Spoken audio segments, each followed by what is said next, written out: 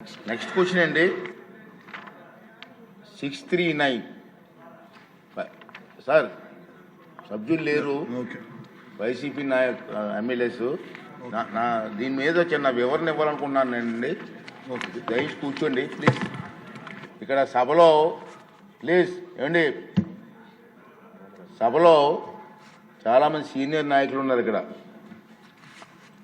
మంత్రులు చేసిన పెద్దలు కూడా ఉన్నారు. మీ దృష్టికి ఒక విషయం తీసుకురావాల్సిన అవసరం ఉంది.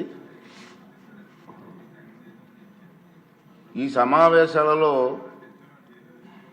దురదృష్టవశాత్తు దాదాపు 25 ప్రశ్నలకు సభలో సమాధానం లభించలేదు. ప్రతిపక్షానికి చెందిన గౌరవ సభ్యులు ప్రశ్నలు వేస్తున్నారు, రావట్లే.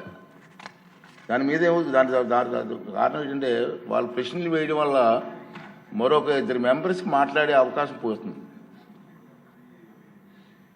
అది సమంజసం కాదు ప్రజాస్వామ్యంలో. కానీ ప్రశ్నలు అడగడానికి సభలో ఉండటం లేదు. మీరు చూస్తూనే ఉన్నారు, ప్రశ్నలు వస్తున్నాయి, వాళ్ళు సభలోకి రావట్లేదు. ఈ కారణంగా సభలో ఎవరో ఒకరి ద్వారా మరో 2 ప్రశ్నలు అడిగే అవకాశం కోల్పోతున్నారు. ఇది చాలా దురదృష్టకరం. సభకు ఎన్నికైన గౌరవ సభ్యులు సగర్వంగా సభకు రావాలి.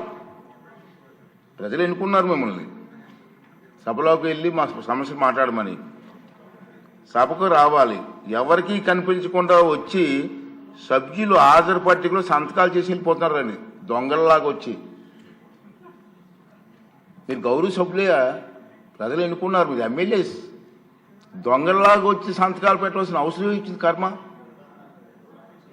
ఒకసారి ఎమ్మెల్యేగా గౌరవప్రదమైన దీంట్లో ఉండి హాజరు పట్టికలో సంతకం చేసి సభకు ఆ మొహం చాటేయడం వారికి గౌరవాన్ని తగ్గించిందే తప్ప పెంచదని చెప్పి నా తాలూకు అభిప్రాయం.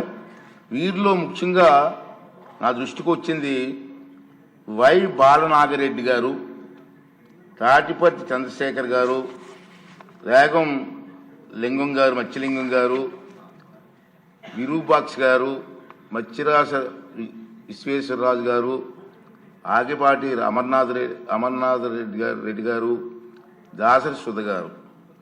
మనం చూసాం, మనం గవర్నర్ ప్రసంగం ముగిసిన తర్వాత అంటే ఫిబ్రవరి 24వ తేదీ తర్వాత వేరు తేదీల్లో అటెండెన్స్ రిజిస్టర్లో సంతకాలు పెట్టేట్టు నా దృష్టికి వచ్చింది. అంత దొంగచాటును వచ్చి ఒక దొంగల మాదిరిగా సంతకాలు పెట్టవలసిన అవసరం లేదు. కానీ వారు ఎవరు కూడా నాకు సభలో కనిపించలేదు. సంతకాలు ఉన్నాయి కానీ సభలో కనిపించారండి మీకు ఎవరికన్నా? నాకైతే కనిపించలేదు. ఇది ఎంతవరకు సమంజసం వారే నిర్ణయించుకోవాలి.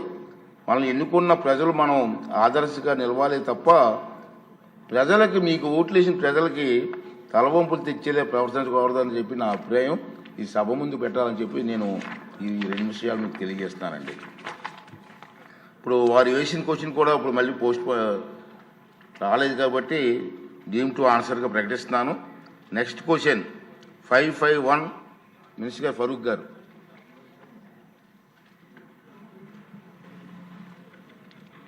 సరే.